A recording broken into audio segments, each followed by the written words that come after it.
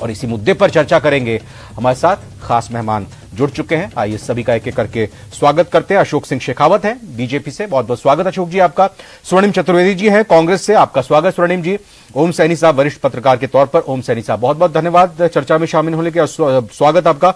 निरंजन पोद्दार जी राजनीतिक विश्लेषक, आपका भी बहुत बहुत स्वागत है। पहला निरंजन पोद्दार साहब, चूंकि ये नेटवर्क 18 का जो प्रोग्राम था उसमें आप भी उस दौरान मौजूद थे, गृह मंत्री की तरफ से ना सिर्फ ये कहना कि मुझे जिस केस जो केस मेरे ऊपर लगाए गए उनका मैंने सामना किया, मैं पाक साफ आया, अदालत ने सभी मामलों को खारिज किया, न सिर्फ ये महत्वपूर्ण बात उनकी तरफ से कही गई आरोप लगाते हुए कि एजेंसीज का दुरुपयोग कौन करता था, बल्कि दूसरी बात यह कही गई कि मुझ पर दबाव डाला जा रहा था कि आपको छोड़ देंगे, आपको कुछ नहीं कहेंगे, आप तत्कालीन मुख्यमंत्री के नाम ले लीजिए अलग अलग मामलों में। यह कितनी गंभीर बात है सर? जी रविंद्र जी, देखिए सबसे पहले तो मैं आपको बताऊं, कल और आज जैसे बड़ा शानदार प्रोग्राम चल रहा था इंडिया राइजिंग का, न्यूज 18 का। मैं उस प्रोग्राम के अंदर शामिल था और माननीय गृह मंत्री जी के बहुत समीप में बैठा हुआ था और बड़ी ध्यान से मैंने उनकी बात सुनी। और साथ में जो आपने कहा, इसके साथ में उन्होंने एक बात और कही, वो भी आपको रविंद्र जी मेरे हिसाब से महत्वपूर्ण है। उन्होंने कहा कि 9 वर्ष हो गए, 10 वर्ष हो गए, आज तक मैंने ये किसी भी सार्वजनिक प्लेटफॉर्म पे ये बात नहीं बताई, लेकिन आज जब ये मुझे मजबूर कर रहे हैं इस चीज को बताने के लिए, आज इसलिए मैं आपके इंडिया राइजिंग के प्लेटफॉर्म पे पहली बार ये बात बता के जा रहा हूं। ये भी एक महत्वपूर्ण आप इसके अंदर जोड़ के चलिएगा। और जिस तरीके से उन्होंने कहा कि अभी भी सीबीआई के पास वो रिकॉर्डिंग होगी, अगर ईमानदारी से उन्होंने उसको बचा के रखा हुआ है या सरकार ने उसको अगर नष्ट नहीं करवाया है तत्कालीन सरकार ने, तो उन्होंने कहा है कि वो रिकॉर्डिंग निकलवा लीजिए मेरे पास।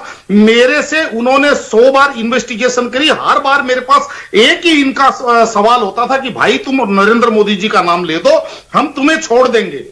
तो कहने का तात्पर्य यह है, और वो भी किस मामले में, वो भी एक आतंकवादी की हत्या के मामले में। तो कहने का तात्पर्य यह है रविंद्र जी, लेकिन अब यहां पे बात जैसे सीबीआई और ईडी की जांच की आ रही है, थोड़ा सा मुझे आप 10 सेकंड का समय दीजिए, मैं इसमें अपने विचार रखना चाहूंगा।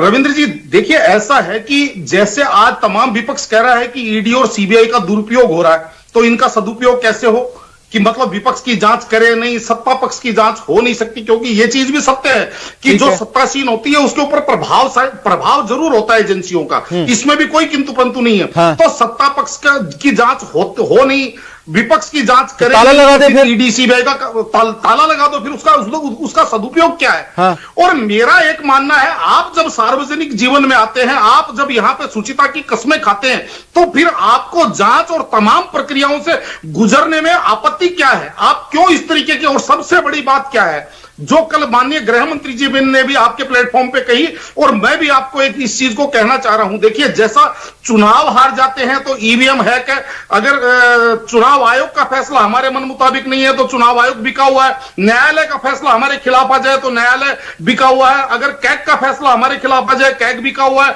और अगर ईडी सीबीआई कार्रवाई करे तो वो पिंजरे का तोता होगी।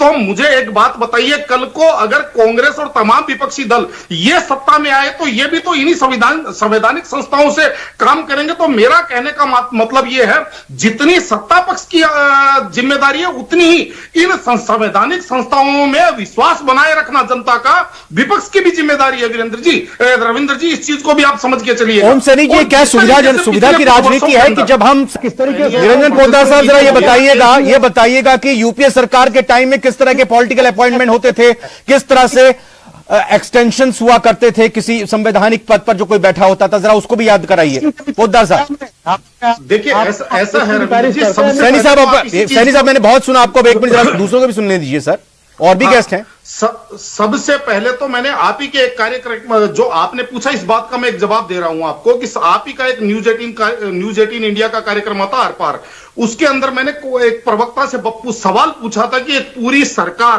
प्रधानमंत्री, पूरे कैबिनेट मंत्री द्वारा लाया हुआ एक अध्यादेश यानी कि सरकार का लाया हुआ अध्यादेश एक सांसद के द्वारा फाड़ दिया जाता है। तो यहां पे या तो सांसद फाड़ने वाला गलत है या सरकार जो अध्यादेश लाई है वो गलत है। मुझे एक बात बताइए, दोनों में से कौन सा गलत था? और सांसद के साथ कौन बैठे थे उस वक्त? प्रधानमंत्री बैठे हुए थे। तो संवैधानिक संस्थाएं इतनी कब्जे में थी, एक सांसद के पैरों में थी कि वो पूरी सरकार का लाया हुआ कैबिनेट फाड़ करके और उसको रिवर्स कर देता था कि सरकार की हिम्मत नहीं थी उसके ऊपर जवाब देने की, रोल बैक करने के अलावा। तो कहने का तात्पर्य यह है, देश लोकतंत्र से चलेगा, देश राजशाही चलेगा। और जिस तरीके से आज विपक्ष तमाम संवैधानिक संस्थाओं को रविंद्र जी अविश्वास के कटघरे में खड़ा कर रहा है, मुझे एक बात बताइए, कल को अगर सत्ता परिवर्तन होता है तो क्या ये कहीं बाहर से लाएंगे बारीकी के संविधान से? अशोक सिंह होना भी चाहिए। बहुत बहुत धन्यवाद। बिल्कुल सम्मान करना चाहिए, विश्वास होना चाहिए। सभी मेहमानों का धन्यवाद। अशोक सिंह शेखावत, स्वर्णिम चतुर्वेदी, ओम सैनी और निरंजन पोद्दार जी, आप सभी का बहुत बहुत धन्यवाद। फिलहाल इस चर्चा में इतने।